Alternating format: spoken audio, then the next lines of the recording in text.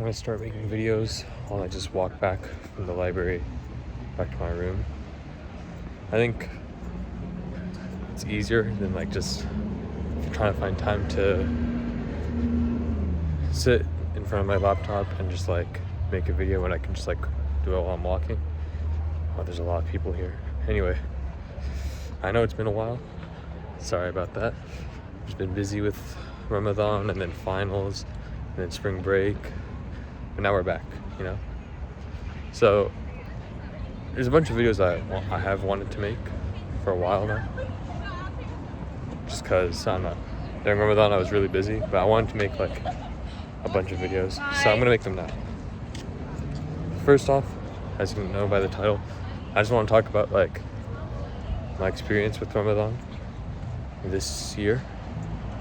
Because it was pretty interesting, you know, it was the first Ramadan away from home for the most part. You know, I did visit home, but I spent the majority of the time away from home, you know, which is different. Usually, you know, I'm so used to spending like every day, every night in the masjid, breaking my fast with my friends, everything, praying together. And like, there's always that community sense during Ramadan, which I like. Oh, I love it so much. You know, it's like, other than like getting closer to religion, getting closer to everything, I just love meeting my friends every day. It's like, I don't know, that doesn't always happen, like on school nights and everything.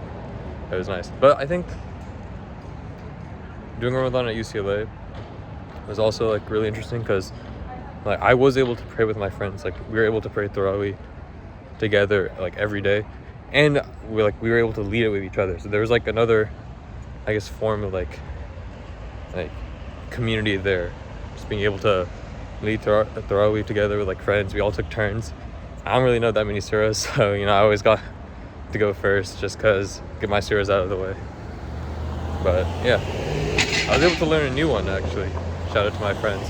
I made it a goal originally to learn one like by the end of Ramadan, but like as Ramadan was getting closer, I couldn't find the time to. That's a lie, low-key. I could have found the time. I just didn't. But my friends came in clutch last minute, and yeah.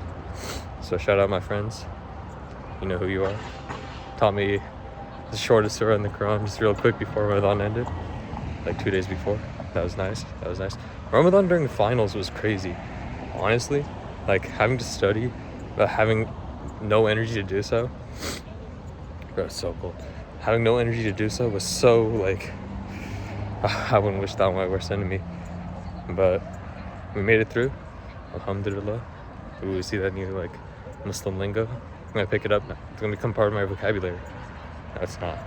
But I think it's pretty cool that like even though I was away from family for most of it, and I was away from the people I usually spend Ramadan with, I was able to find a new, like, I guess, way to enjoy Ramadan with friends. You know, we got food like almost every day together. We prayed almost every day together. I started getting more consistent with like praying on time. I wasn't 100%, like I'm not gonna say like, oh, I just became like Mr. Muslim all of a sudden, but like, you know, it was a start, which kind of leads me into talking about like the post Ramadan, right? So like obviously you guys have all seen those memes about like the Ramadan Muslim who only locks in during Ramadan, and then after Ramadan it's wraps, right? I'm kind of trying not to fall into that category. I feel like since Ramadan has ended, I don't think I've been as consistent as I used to be. But I think like that is something I'm working on as well, like right now. So I think hopefully I get there one day. And I think I'm pretty decent.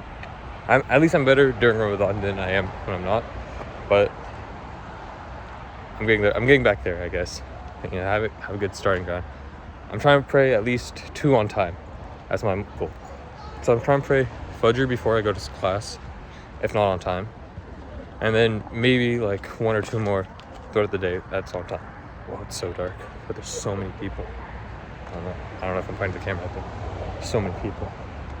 Anyway. What else? Also, okay. So I don't want to like go too much into my religious experience with Ramadan, because I feel like it's more personal, and like I don't want to bore you guys. right? But I'll give you guys 2 things I learned during Ramadan, right? The first one is you can control if you're hangry or not. And I know that's crazy, right? Because like if you're really hungry, like, at least for me, when I'm really hungry, I get like pretty angry. I get mad easily. And I think my friends, especially my family, can attest to this. But I realize like you choose how to react. You know, like you can choose to be more patient. You can choose to withhold or restrain yourself in what you say.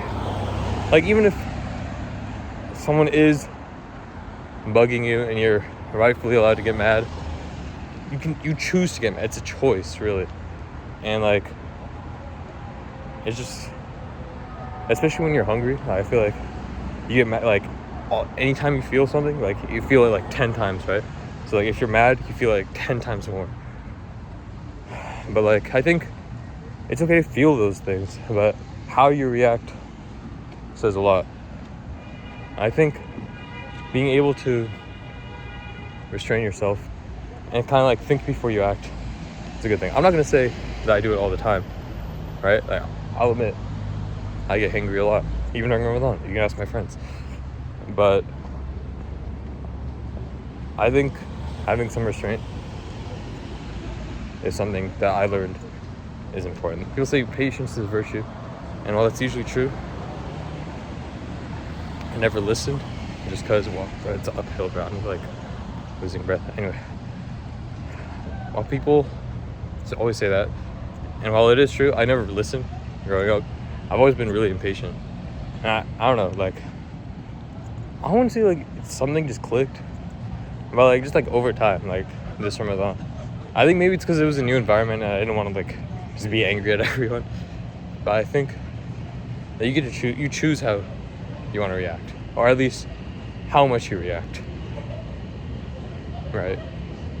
And the second thing I learned was that, bro, I can't live without music, bro. Oh my god. I know, like, it's not really, like, a requirement, but during Ramadan, I try to abstain from music just because, you know, help me lock in. And, like, well, I think it did a lot of good.